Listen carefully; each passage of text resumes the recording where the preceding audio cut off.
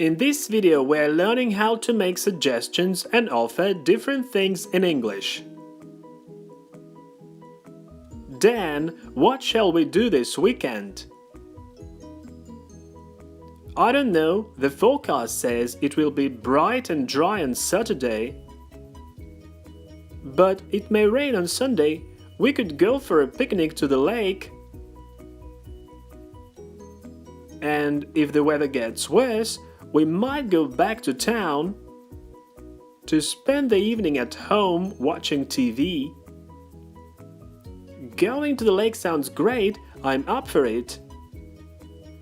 But I'm not sure about watching TV on Sunday evening, it is boring. I'd rather go shopping or watch a film at the cinema. Sounds good to me. How about inviting Jack and Mary? They could join us. Yes, let's do that. Dan, what shall we do this weekend? We use the modal verb shall when we ask for a suggestion. More examples. Where shall we go on holiday? Shall we stay home tonight? We could go for a picnic to the lake. We use the modal verb could or might when we are making a suggestion. Repeat after me. They could join us later. We might go to Prague together.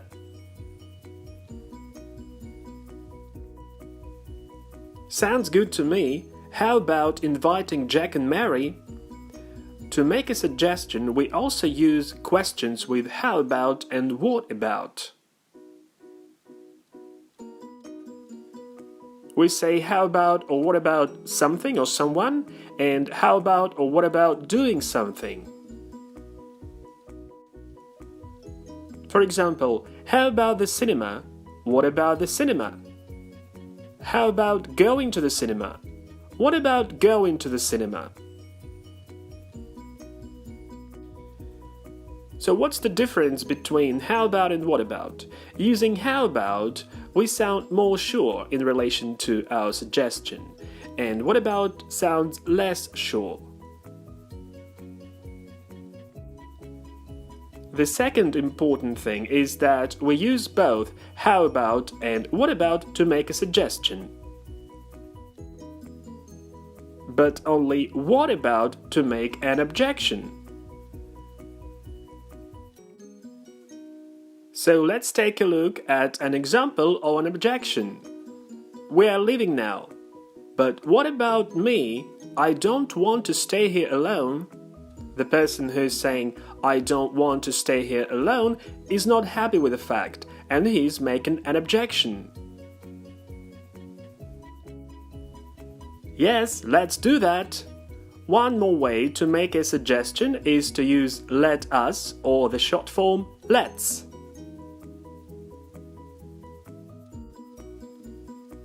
Repeat after me. Let's visit Colombia next year.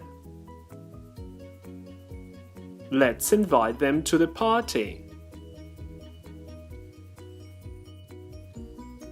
Going to the lake sounds great, I'm up for it. If you agree with a suggestion, you can use one of the following phrases. Sounds great, sounds good to me, I'm up for it, which is quite colloquial or even slang. It's a good idea. Let's do that. Okay, fine.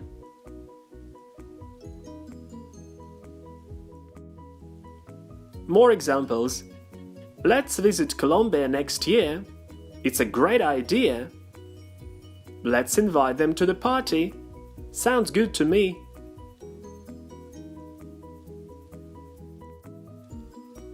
But I'm not sure about watching TV on Sunday evening, it is boring. When you disagree with a suggestion, you can use the following phrases. I'm not sure. I'm not sure about that. I don't think it's a good idea. You had better not, or we had better not, but you can more often hear the short form of this phrase. You'd better not, we'd better not.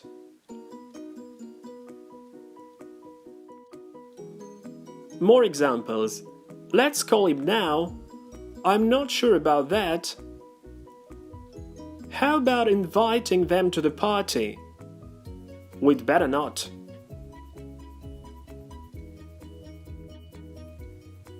I'd rather go shopping or watch a film at the cinema. And if you disagree with a suggestion, you can suggest an alternative or express your preference.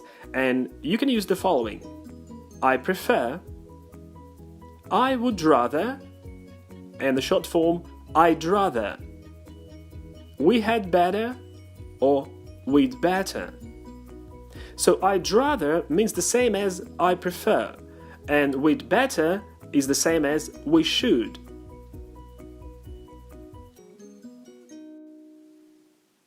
Let's go shopping tomorrow. I'm not sure about that. I'd rather stay at home, or I prefer to stay at home. Please pay attention that when we use prefer, we use the to infinitive, but when we use I'd rather or we'd rather, we use the bare infinitive. And the second dialogue. We could stay here for the night. I don't know. We'd better find a better place. So you see that the person is not happy with the idea and he's making a recommendation. So how to report other people's suggestions? What is Dan saying? We could go for a picnic to the lake. So Dan suggested going to the lake, or going for a picnic to the lake. So we use the gerund after the verb suggest, and we never use the to infinitive after suggest. So you cannot say Dan suggested to go to the lake. It's wrong.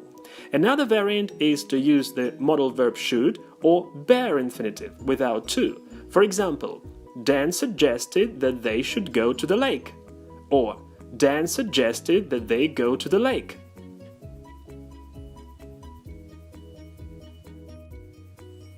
So what is the difference between a suggestion and an offer? When you suggest something, you express some idea or give advice for consideration, and then a decision is made. Sometimes it's a common decision. So Dan suggested going to the lake, and his friend agreed. But offering something, you're asking if someone would like something or would like to do something. So look at Jane. She says, would you like a cup of coffee? So she offered him a cup of coffee. The verb offer also has the meaning of provide an opportunity to do something, and the other person can either accept this opportunity or reject it. And one more important thing is how we use verbals after these verbs, so how we express an action. Repeat after me. He suggested going to the lake. He suggested that they should go to the lake. He suggested that they go to the lake. So, after the verb suggest, we use the gerund, the modal verb should, or the bare infinitive, which is the infinitive without to. What about offer? Repeat after me. She offered to help him with the homework. He offered to give me a ride. So, after the verb offer, we use the infinitive with to.